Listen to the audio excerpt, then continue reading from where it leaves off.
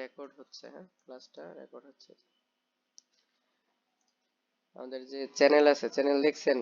ইউটিউবের চ্যানেল দেখছেন? দেখছেন? দেখেন না কেন? আজকে যাই দেখবেন, ওইটার মধ্যে ভিডিও একটা দেওয়া হয়েছে, পিকচারের যেটা পিকচারটা ওইটা আপনারা করে ফেলছেন। আচ্ছা এখন দেখেন আবার পেজ লেআউট, এখান থেকে ওয়াটারমার্ক। ওয়াটারমার্কের পরে আমরা দেখবো এখানে কাস্টম ওয়াটারমার্ক। এগুলা সেভ করা ছিল, যদি প্রয়োজন হয় ব্যবহার করব, অন্যথায় আমরা কাস্টম ওয়াটারমার্কে যাব। আচ্ছা, তো প্রথম অপশন নো ওয়াটারমার্ক, অর্থাৎ এখানে আমরা কোনো ওয়াটারমার্ক চাচ্ছি না। তার পরবর্তী পিকচার ওয়াটারমার্ক, একটা পিকচারকে ওয়াটারমার্ক হিসেবে দেওয়ার জন্য আমরা এখানে পিকচার ওয়াটারমার্ক সিলেক্ট করব। পিকচার লোকেশন চুজ করব, ধরেন আমরা এইটাকে ইনসার্ট দিলাম। ওকে। আচ্ছা, এরপরে এখানে বলতেছে স্কেল, অর্থাৎ এই পিকচারটা কি ধরনের সাইজ এখানে আসবে, অর্থাৎ এখানে হাইট কতটুকু হবে, উইডথ কতটুকু হবে, এটা দেওয়া আছে। এখানে বলতেছে 500%, এরকম 500%, 200%, 150, 150% দেওয়া আছে এবং অটো দেওয়া আছে। অটো দেওয়ার পরে আমরা যদি ওকে দিই, সেক্ষেত্রে দেখেন এই একটা ওয়াটারমার্ক পিছনে ঝাপসা দেখা যাইতেছে। আর প্রিন্টের প্রিভিউতে যখন দেখব তখন এই যেভাবে দেখা যাবে, ঠিক আছে। আচ্ছা, অটো দেওয়াতে কি হয়েছে, এটা পুরাটা পেজ কভার করে ফেলছে, মানে মার্জিন টুকু বাদে পুরাটা পেজ কভার করছে। এখন আমরা যদি এটাকে আরেকটু ছোট করতে চাই, তাহলে ওয়াটারমার্কে আবার যাব, দেন কাস্টম ওয়াটারমার্কে যাব। যাওয়ার পরে এখান থেকে আমরা আপাতত এটা আছে, আমরা এখান থেকে ধরেন 100% করে ওকে দিলাম। তাহলে দেখেন ওই যে পিকচারটা অটো থেকে এটা 100% চলে আসছে, অর্থাৎ সাইজটা ছোট হয়ে গেছে। আরো ছোট করতে চাইলে আমরা 50% দিব,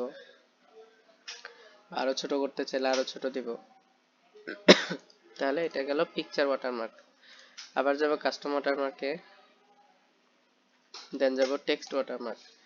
তো পিকচার যদি আমি না চাই, সেক্ষেত্রে আমরা টেক্সট দিতে পারবো। প্রথমে আছে ল্যাঙ্গুয়েজ, আমরা এটা ইংলিশ। এরপরে টেক্সট, কি টেক্সট আমরা দিতে চাই, আমরা আমাদের সেন্টারের নাম লিখবো এনআর কম্পিউটার ট্রেনিং সেন্টার। এরপর হচ্ছে কি ফন্টে হবে, আমরা এখান থেকে অনেকগুলো ফন্ট পাবো, আমরা এখান থেকে ফন্টটা দিলাম। স্কেল হচ্ছে অটো, অর্থাৎ অটো এটা কতটুকু নিবে, এটা তো একটু আগেও বুঝাইলাম যে পিকচারটা অটোমেটিক কিভাবে নেবে। তাহলে এখানেও আছে ইয়ার সাইজ আছে 140 পর্যন্ত, এখানে সাইজ আছে, আমরা অটো দিলাম।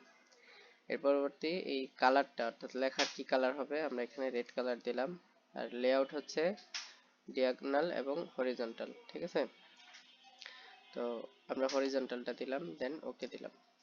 এখন দেখেন এভাবে হরিজন্টাল মানে এভাবে নরমালি হবে, ডিয়াগোনাল মানে দেখাইতেছি আরেকবার, আমরা কাস্টম ওয়াটারমার্ক যে ডিয়াগোনাল, ওকে। তাহলে দেখেন বাঁকা হয়ে গেছে, একটা সোজা আর একটা আড়াআড়ি ভাবে হইতেছে। তো এখন যদি আমরা এখানে কোনো কিছু লিখি, সেক্ষেত্রে আমাদের ওই লেখাগুলোর পিছনে ওয়াটারমার্ক হিসেবে এটা রইতেছে। আরেকটা ওয়াটারমার্ক করার সিস্টেম হচ্ছে, আমরা আবার যাব কাস্টম ওয়াটারমার্কে, page layout, watermark, remove watermark. এটা আমি রিমুভ করে দিতে চাই। আচ্ছা, তার আগে আমি এখান থেকে কপি করে নিই, যে লেখাটারে কপি করলাম, কন্ট্রোল সি কপি। এবার আমি এটাকে রিমুভ করে দিব, রিমুভ করে দিলাম। এখন আমি এখানে ওয়াটারমার্ক অ্যাড করতে চাই হেডারের মধ্যে, এই যে হেডার অপশনে। হেডার অপশনে ওয়াটারমার্ক অ্যাড করার জন্য আমরা যাব হচ্ছে ইনসার্টে, দেন যাব একটা টেক্সট বক্স নিব, ঠিক আছে। শেপ থেকে টেক্সট বক্স নেওয়ার পরে একটা টেক্সট বক্স ড্র করব। ড্র করার পর কন্ট্রোল ভি দিয়ে পেস্ট করব, আমাদের ওই লেখাটা চলে আসবে। এবার এটাকে আমরা ডিজাইন করব, এই যে লেখাটাকে ডিজাইন করব। লেখা ডিজাইন করার জন্য প্রথমে লেখার সাইজটা বড় করতে হবে, লেখার সাইজ বড় করলাম। এরপরে আমরা ফন্টটা চেঞ্জ করব, হোম থেকে ফন্ট চেঞ্জ। টেক্সট বক্সটা একটুখানি বড় করলাম, আর একটু ছোট করে, এদিক থেকে আর একটু ছোট করে। এখন টেক্সট বক্সের মধ্যে এখানে কি দেওয়া আছে, বর্ডার দেওয়া আছে, আমরা বর্ডারটা রিমুভ করব, ডিজাইন থেকে, ফরম্যাট থেকে, আউটলাইন থেকে, নো আউটলাইন, ঠিক আছে। আচ্ছা, এরপরে প্রথমে হচ্ছে শেপ ফিল, হ্যাঁ, সরি, শেপ ফিল। এখানে শেপ ফিলের কোনো কাজ নেই আমাদের এখানে। আমরা যাব হচ্ছে এই হোমে, দেন এটা থেকে হালকা একটা কালার দেব, লাল কালার হইতে পারে, যে কোনো কালার হতে পারে। আমরা এখানে হালকা একটা কালার দিলাম, দেওয়ার পরে এটাকে ঘুরাই দিতে হবে, যেভাবে ঘুরাই দিতে হবে দেখেন। আচ্ছা, এটাকে মনে হয় না আমরা ঘুরাইতে পারবো। যাই হোক, এটা হলো সোজা যখন প্রয়োজন হবে, যেমন ধরেন এখানে দিলাম। এবার কন্ট্রোল এবং আলট্রা দিয়ে কপি করব, কন্ট্রোল আলট্রা কপি। এই যে আবার একটা কন্ট্রোল এবং আলট্রা দিয়ে কপি করব। এটা কোথায় করতেছি? হেডার অপশনে, ঠিক আছে।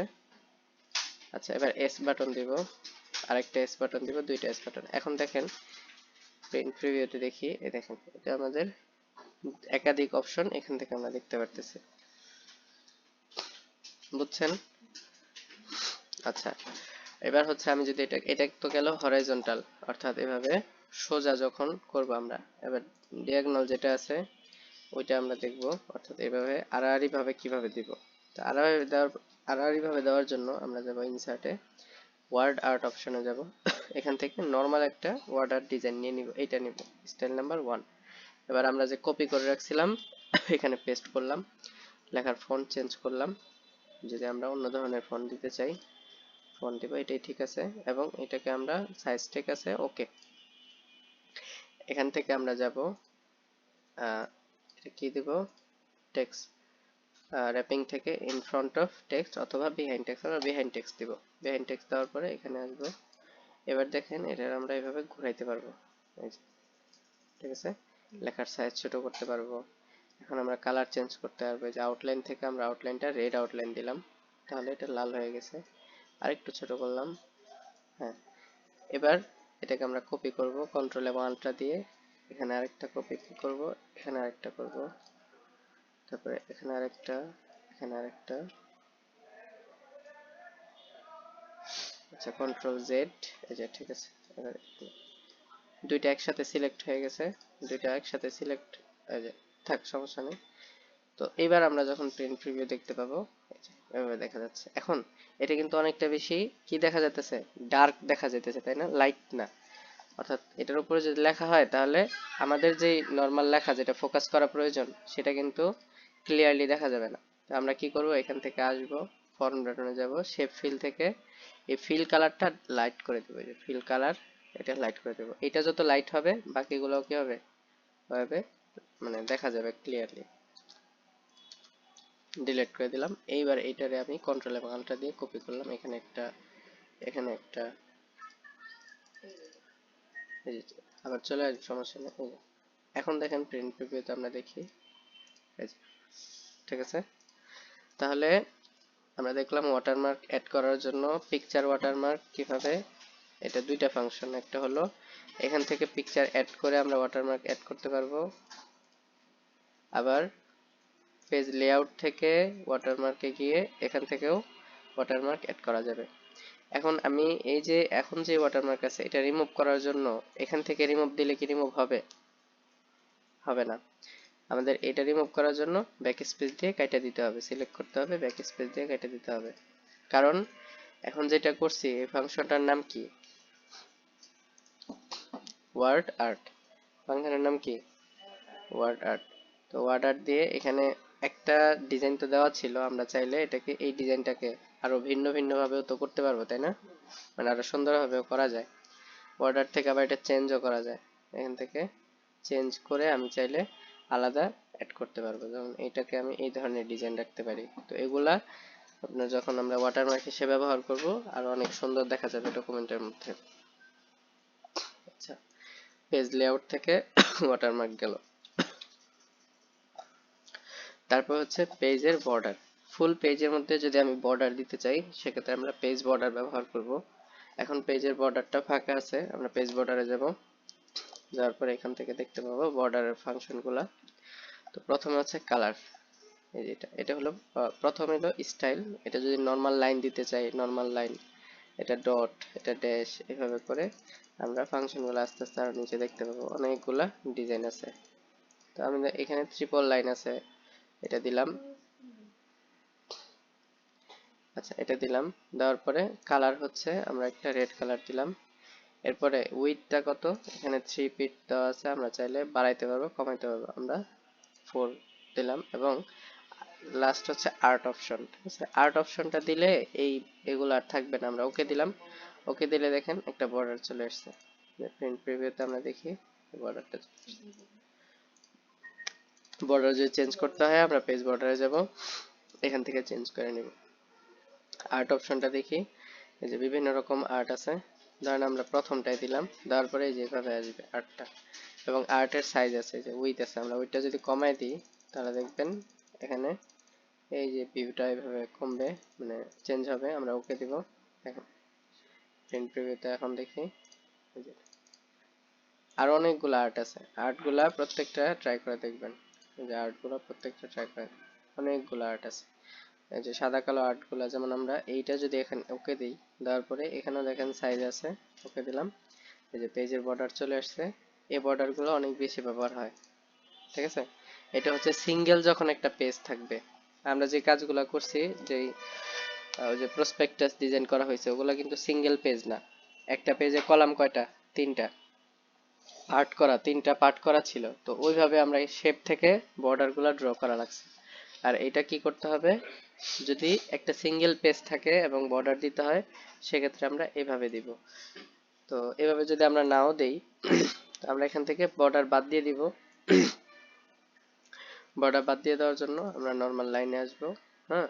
এবং এই যে আর্ট থেকে নান, ওকে দিলাম। দেখেন এখন বর্ডার কি বাদ হইতেছে, হইতেছে না। তাহলে এখানে আছে শ্যাডো বর্ডার, এখানে এই যে দেখেন শ্যাডো আছে, 3D আছে, কাস্টম অপশন আছে, এই যে এই অপশনগুলা। তো আমরা এখানে নাম দিব, নাম দিয়ে ওকে দিব, তাহলে এটা চলে যাবে। আবার আমরা যাব শ্যাডো বর্ডার আছে, ধরেন আমরা শ্যাডো দিলাম, ওকে। তাহলে দেখেন ওই যে হালকা একটা শ্যাডো আসছে না বর্ডারের মধ্যে। আবার দেখা যায় 3D অপশন আছে, 3D থেকে ওকে দিলাম। তাহলে এইটা আপাতত 3D আসবে না, আমরা 3D দেওয়ার জন্য একটু মোটা করতে হবে। এই যে এটাকে আমরা এতটুকু মোটা করলাম, ওকে দিলাম। তাহলে দেখেন 3D ভিউটাকে আসছে না, আসে না। এটা এখন আসবে না, 3D ভিউটা আসবে না। আচ্ছা, আমরা 3D দেইনি এটার মধ্যে, আমরা 3D ওকে দিলাম, এবার ওকে দিই। তারপর এটা আসে না। আচ্ছা, 3D এটা আসে, এখন আসবে না, অন্যান্য ইয়েতে আসবে, অন্যান্য স্টাইলের মধ্যে 3D আসবে, দেখি আসে কিনা।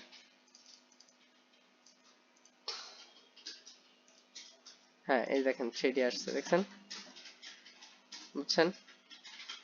আচ্ছা, তাহলে এভাবে যদি আমার 3D বর্ডার প্রয়োজন হয়, সেক্ষেত্রে এখান থেকে আমরা বর্ডার দিয়ে নিতে পারবো।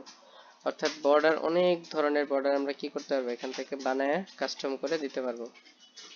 কাস্টম অপশনও আছে, কাস্টম অপশনে আমরা চাইলে বিভিন্ন রকম ডিজাইন বানায় এটা কাস্টম করে নিতে পারবো।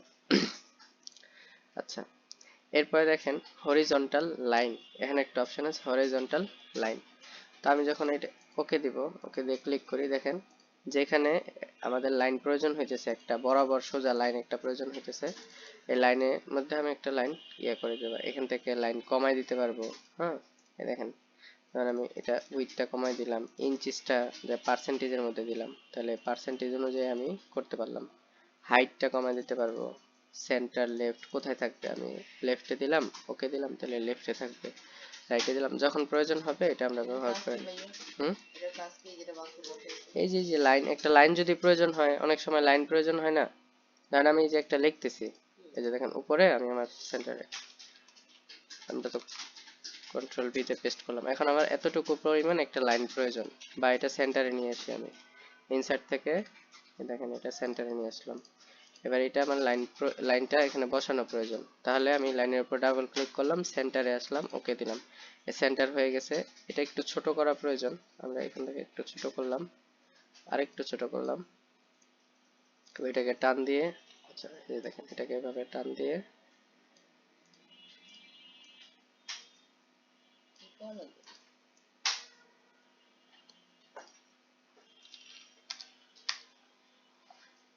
আচ্ছা দেখেন এটা এই নিচের লাইনটা, যেমন এখানে একটা আছে, এখানে একটা আছে, এটা নিচের লাইনটাতে আসলাম। আসার পরে এই যে এখান থেকে আমরা এই থিকনেসটা কমাই দিলাম এবং রিমুভ স্পেস আফটার প্যারাগ্রাফ এটা করলাম। সিলেক্ট করব, রিমুভ স্পেস দিব এবং এটা ওয়ান লাইন করব। এবার এখানে আমি একটা লাইন ইনসার্ট করব, পেজ বর্ডারে যায় এই দেখেন এখানে হরিজন্টাল একটা লাইন দিব, ধরেন এই লাইনটা দিলাম, ওকে দিলাম। তাহলে এই যেভাবে একটা লাইন যখন প্রয়োজন হবে আমরা লাইন ড্র করে নিতে পারবো। ঠিক আছে, এটার এই সাথে সাথে ইনস্ট্যান্ট সাথে সাথে আমাদের প্রয়োজন হলে আমরা এই ব্যবহার করে নিলাম। ঠিক আছে, তো লাইনের যে সেটিং গুলা দেখছিলাম এই সেটিং গুলা এখান থেকে বুঝে আসছে। আচ্ছা, তো আজকে এটা থাকবে এ পর্যন্তই, এগুলা প্র্যাকটিস করেন। ঠিক আছে, আচ্ছা ওইটা